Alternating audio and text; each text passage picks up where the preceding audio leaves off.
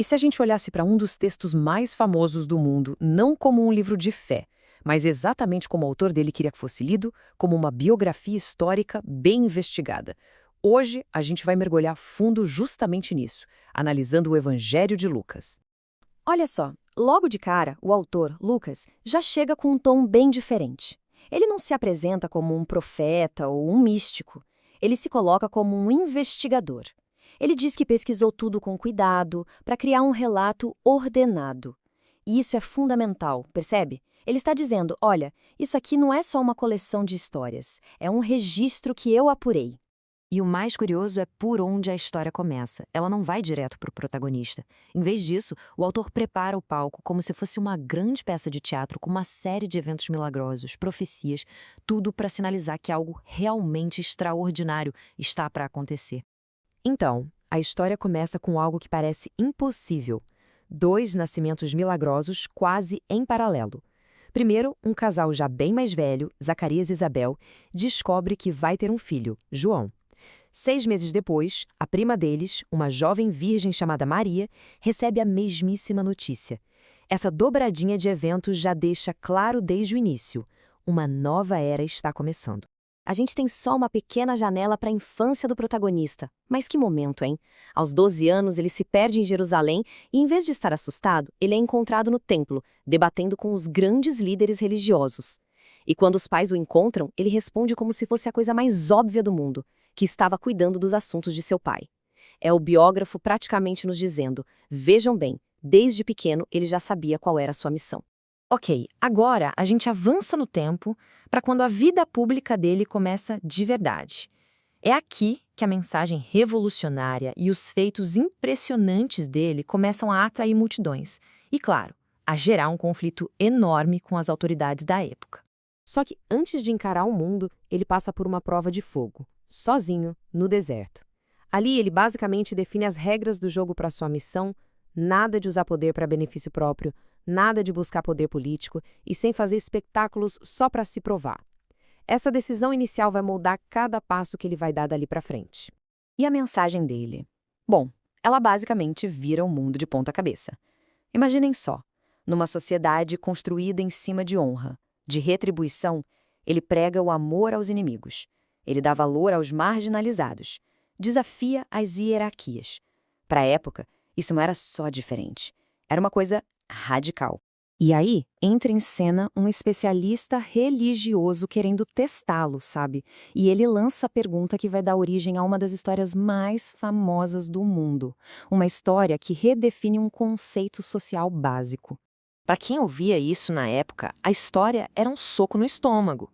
As pessoas que deveriam ajudar, os religiosos, simplesmente ignoram o homem caído. E quem é que para e mostra compaixão? O samaritano. Um estrangeiro, um pária, alguém que era desprezado. Essa inversão de papéis era o ponto central de tudo. E a conclusão é simplesmente genial.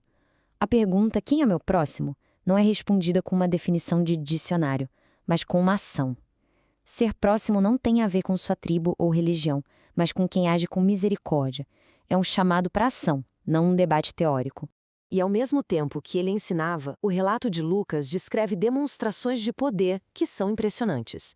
Ele cura doentes, acalma tempestades, multiplica comida.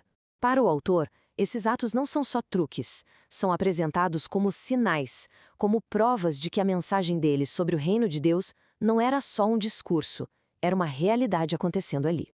E é aqui que o conflito explode de vez. De um lado você tem Jesus quebrando as regras sociais, jantando com os excluídos, colocando as pessoas acima da lei. Do outro lado, as autoridades religiosas, que veem isso não só como polêmico, mas como algo perigoso, subversivo. Era uma rota de colisão. Era só uma questão de tempo. E esse conflito, que só vai crescendo, leva a história para o seu clímax. O tom da narrativa muda, fica mais sombrio, à medida que Jesus começa a sua última e decisiva jornada. Olha a força dessa frase. O texto diz que ele voltou o rosto para Jerusalém. Isso não é alguém que está só viajando. A linguagem aqui mostra um propósito firme, uma decisão inabalável. Ele sabe exatamente o que o espera lá, mas vai mesmo assim, caminhando de forma deliberada para o confronto.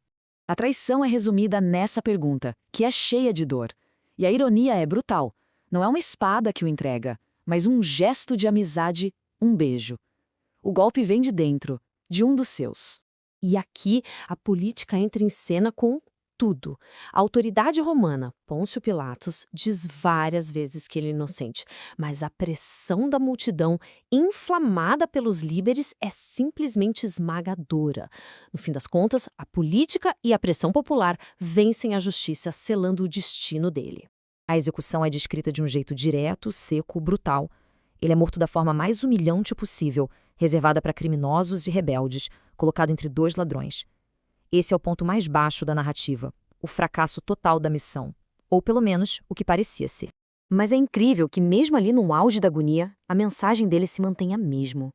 O último ato dele não é uma maldição, mas uma oração pedindo perdão por aqueles que o estavam executando. É a prova final do seu ensinamento mais radical, amar os inimigos. Só que no relato de Lucas, a história não acaba aí. O que parecia ser a derrota definitiva é, na verdade, o ponto de virada para a vitória final, o começo de um legado. A morte dele, segundo o relato, é marcada por um evento quase cósmico. Escuridão em pleno meio-dia. Isso não é só um detalhe do tempo, né? É para simbolizar o peso daquele momento. É o fundo do poço da narrativa, o desespero total, preparando o palco para a reviravolta mais dramática da história. E é no túmulo vazio que vem a grande virada da história toda, resumida numa pergunta. Essa pergunta muda tudo. Ela vira a chave da morte para a vida, do fim para um novo começo. A ausência do corpo não é apresentada como um mistério, mas como uma proclamação. Ele está vivo. Depois da ressurreição, ele não só aparece, ele dá uma missão clara para os seguidores. Primeiro, ele conecta os pontos. Olha, tudo isso que aconteceu já estava previsto. Depois, ele entrega a eles uma mensagem global de perdão e os nomeia como testemunhas. É basicamente aqui que nasce um movimento mundial. E ele não manda o pessoal para essa missão de mãos abanando. A missão vem junto com uma promessa de poder, uma capacitação para a tarefa gigantesca que eles tinham pela frente. É o gancho perfeito para a continuação da história, que o mesmo autor, o Lucas, contaria em seu próximo livro. E assim o relato de Lucas se fecha. Apresentado como uma investigação histórica, ele conta a vida de um homem cuja mensagem criou um movimento que mudou o mundo. Se é a história de um homem, de um mito ou dos dois, bom, o autor apresenta as evidências dele, mas a conclusão final, essa ele deixa para cada pessoa decidir.